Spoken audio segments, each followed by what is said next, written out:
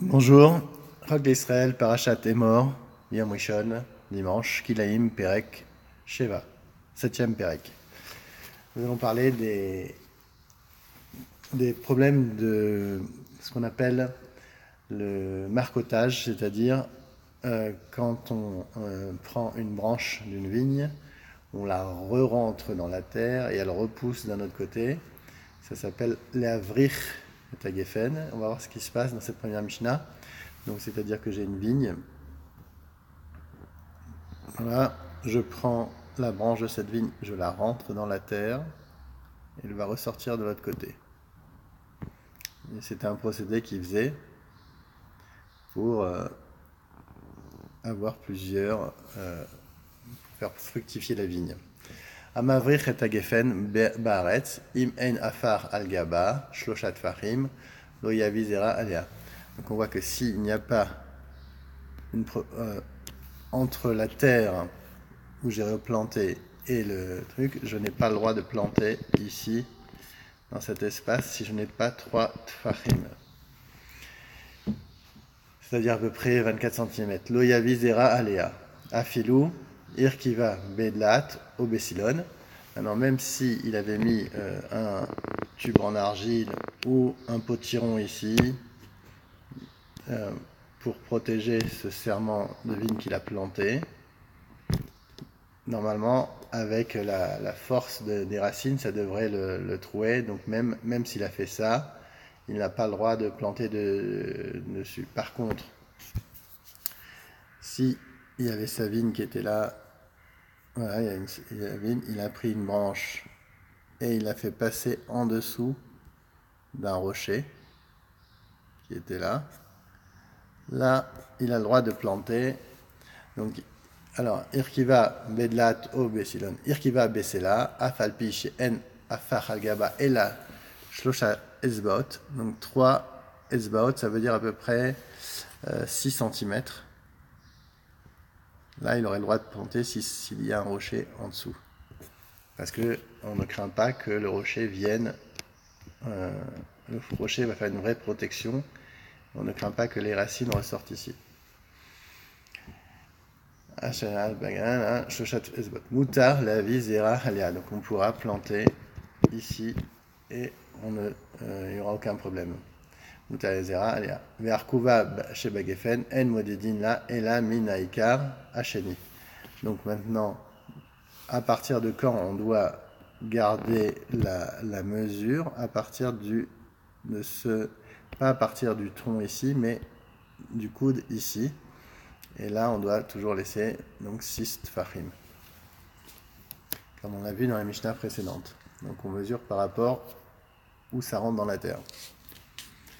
Alors, Amavrich Shalosh Gefanim, Veikarin Nirin, Rabbi Eliezer Rabbi Tzadok Omer, Im Yesh Ben Me'arba Amot Ad Shmona, Areelu Mistarfot. Donc j'ai 3 troncs que je vais planter. On va les faire en perspective.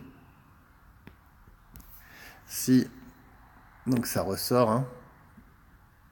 Donc là c'est la terre, hein. C'est ressorti ici. Donc toutes ces parties sont invisibles et ça c'est visible. S'il y a entre ce qui ressort entre 4 et 8, 4 amas et 8 amas,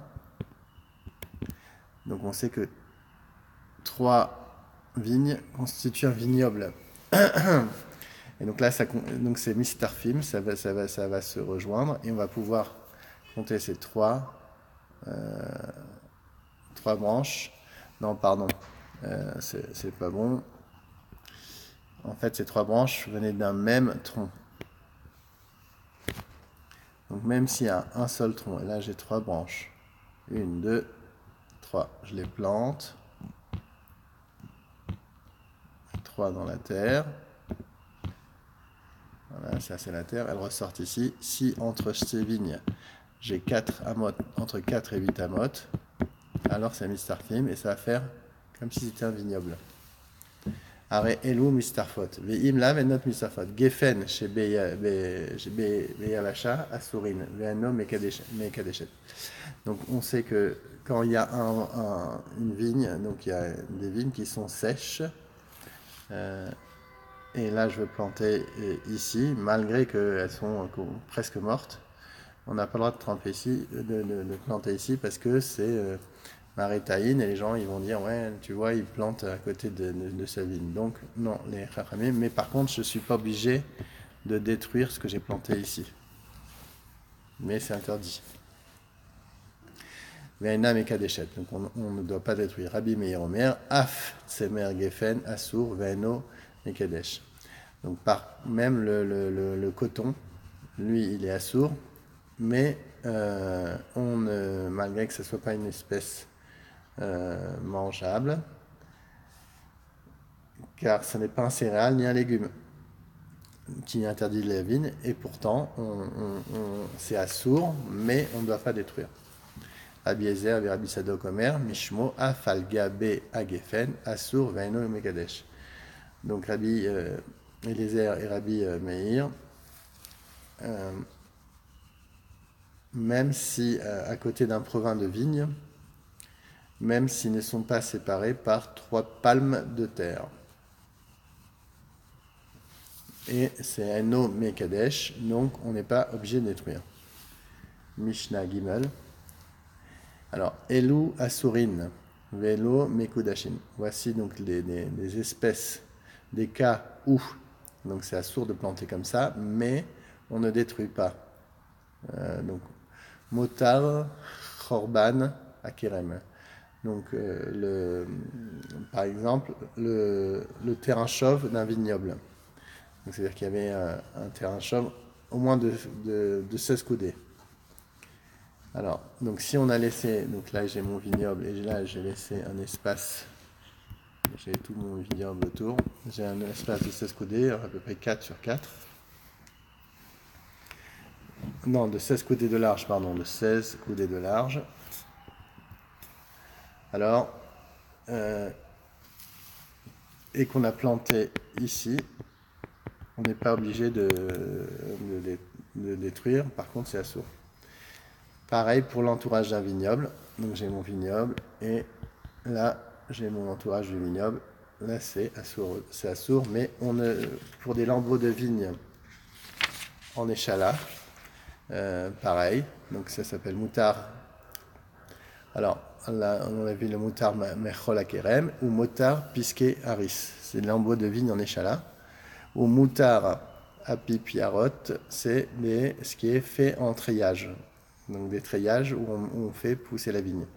Aval tachat agefen, ve avodot agefen, donc en dessous de la vigne ou s'il y a un espace de 6 fachim, ve arba amot chez Bakerem dans un vignoble, are elou mekudashin. Donc s'il y a moins que cet espace de 6 fachim pour une vigne ou 4 amot pour un vignoble, on doit tout détruire. Ame sacher et gafno al gabe teuato shel chavero. Donc par exemple, moi j'ai mes vignes et là j'ai le champ de mon ami et ça arrive sous lui. Ça va faire comme ça arrive dans son champ. Areze kadesh. Là il doit détruire. Vichaya becheoto, il doit garder sa distance et il doit faire attention que ça ne dépasse pas chez son ami. Rabbi aussi, Rabbi Shimon Omrim, En Adam et Kadesh d'avoir chez Noshelo. Non, du fait que ça arrive, c'est pas l'autre qui l'a fait, donc il n'est pas obligé de détruire, parce qu'un homme ne peut pas détruire, ne peut pas faire des kila et kerem dans quelque chose qui n'est pas chez lui, parce que il y a marqué dans le pasouk, n'ensèmene pas ton vignoble de graines hétérogènes. Il y a marqué ton vignoble et non celui de ton prochain. Alors, Amar Rabbi aussi, Maase Bechad Shezara et Karmo Bajvit Uba Maase Difne Rabbi Akiva, Amar En Adam et Kadesh Davar Shelo Shelo. Même pour la Jvite, on voit qu'il y a une petite histoire où quelqu'un a ensemencé son champ, sachant que le champ en Jvite, il est Efker, donc il appartient à personne. Et Rabbi Akiva lui a dit non, donc il peut, on n'interdit pas puisque ce champ était Efker et il n'appartenait à personne, même pour la Jvite. Alors, Anas, Césara, et Takerem, Veyatsa, Milifanav. Kotsro, Afilo, Bemoed. Maintenant, il y a un brigand qui a semé des espèces hétérogènes. Et il est